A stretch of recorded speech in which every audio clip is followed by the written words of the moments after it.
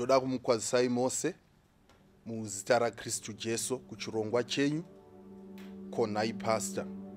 Ichi chirongwa chamakasununguka sevateereri nevatarisi kuti mutitumire mibvunzo inokushushai zvikuru sei inobva muBhaibheri yamunoda kutsanangurirwa kuti murinzwisise zviri nane. Saka takatokumirirai kuno kuti mutitumire mibvunzo iyi. Tichazama nepatinogona napo kuipindura tichishandisa textbook redu rinova Bhaibheri. Ndine mubvunzo watatumirwa pano uri kuvhunza pamusoro pemufananidzo kana kuti parable of the talents.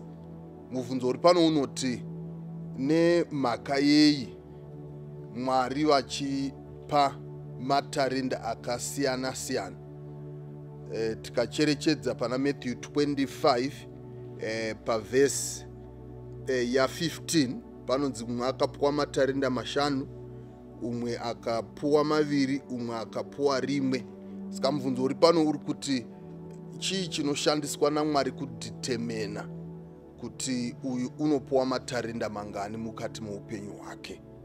Toda kutendai nemubvunzo wenyu. Tichangodzokera zvakare kuBhaibheri.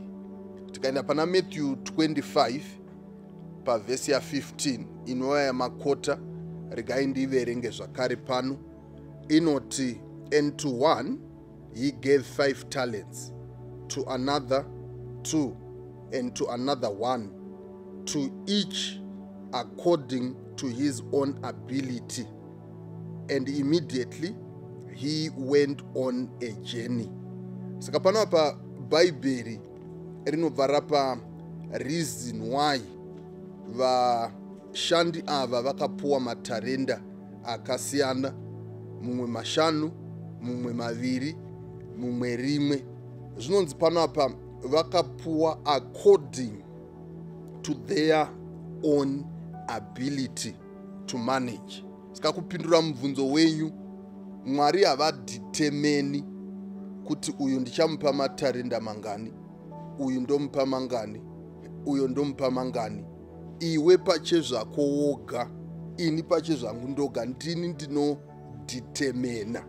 Mwari vanotarira my ability to manage, and he gives me my resources, angava my gifts or whatever it may be, according to my ability to manage. Saka chatinofanira kuti tinamatire, chaunofanira kuti unamatire hama yangu nevamwe vose, kuti Mwari, may you please help me to increase my ability to manage.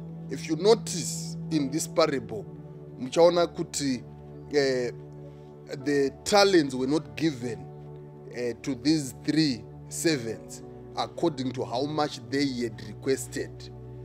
They were not given the talents according to how much the master had, but vakapuwa according to their own ability to manage. What that means is, iwe ukakumbira Mwari, so kuti toti pamwe $5,000, Mwari havakupi 5,000 on the basis yekuti ndo yawakumbira, but vanotarira track record yako yemanagement. Voti pandakambokupa 500 wakaitei nayo.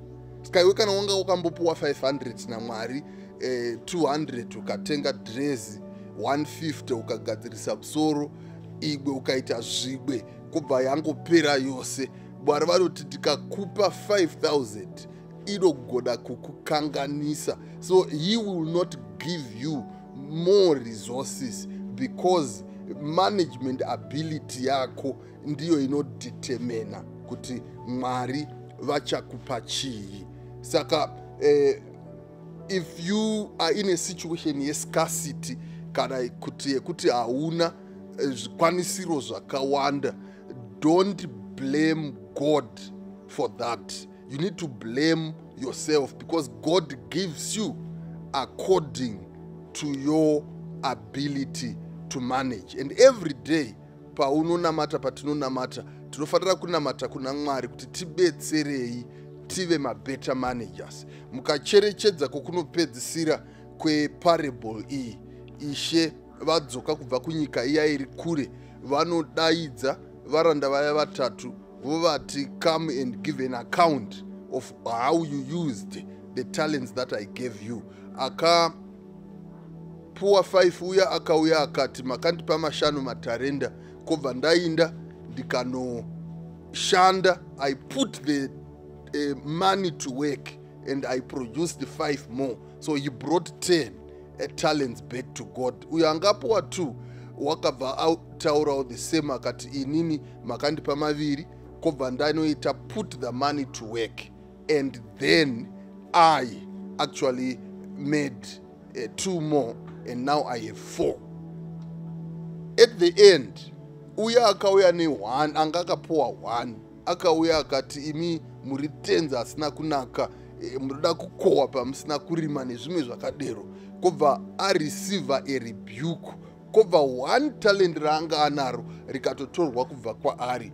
10 vakati, ndicharipa kune uyo ane 10 because iye anogona kumanage, kureva kuti anga ato increase ability yake to manage, and God yet to take the 1 yanga ine munhu ane 1 kobva aipa kune anga ane the most. Saka Mwari havaso vanodetermina kuti vanokupa matarenda mangani, but ndiwe unozvidetermina according to your management ability. Saka Mwari does not answer your prayer according to how much you request for. He answers it according to your ability to manage whatever you are requesting him to give you. Mwari vatikomborere vave nesu nguva dziri dzose. Tongoramba tichikukumbirai vateereri vedu nevatarisi vedu kuti tisubscribe pa YouTube yedu yeMantara, uye zvakare tiite like this page and also share it with many other people. You can also get us on Facebook. Just go there and watch our content and share with as many people as you can. Mwari vave nesu vatikomborere. Amen.